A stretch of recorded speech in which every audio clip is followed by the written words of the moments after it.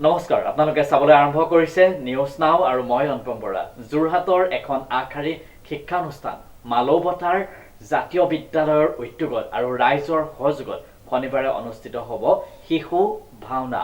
News নাওৰ এক বিশেষ প্ৰতিবেদন।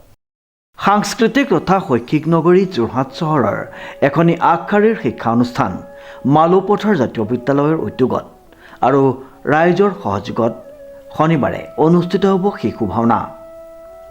মালৌপথাৰ জাতীয় বিদ্যালয়ে বিভিন্ন সময়ত অসমীয়া ভাষা কলা সংস্কৃতি ঐতিহ্যৰ যি পৰম্পৰা আমি বহন কৰি আহিছে আৰু আজি আপোনালোকক জনাবলৈ পাই সুখী হৈছোঁ যে অহা 30 নৱেম্বৰ তাৰিখ শনিবাৰে মালৌপথাৰ জাতীয় বিদ্যালয়ৰ কণ কণ ছাত্ৰ ছাত্ৰীৰ দ্বাৰা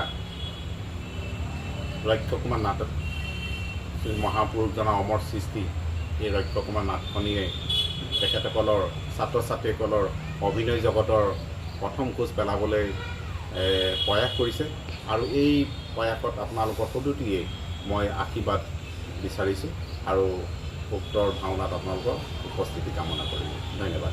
উল্লেখযোগ্য যে 30 নৱেম্বৰ 14 আঘোণ শনিবাৰে যোৰহাট চহৰৰ ঐতিহাসিক মালৌপথাৰস্থিত মালৌপথাৰ জাতীয় বিদ্যালয়ৰ উদ্যোগত আৰু স্থানীয় ৰাইজৰ সহযোগত মহাপুৰুষ গুৰুজনাৰ অমৰ সৃষ্টি ভাওনা ৰক্ষকুমাৰ শিশুসকলৰ দ্বাৰা প্ৰদৰ্শন কৰা হ'ব। ভাওনাভাগীৰ পৰিচালনাৰ দায়িত্বত আছে ৰঞ্জিত ভূঞা আৰু সংগীবৃন্দ।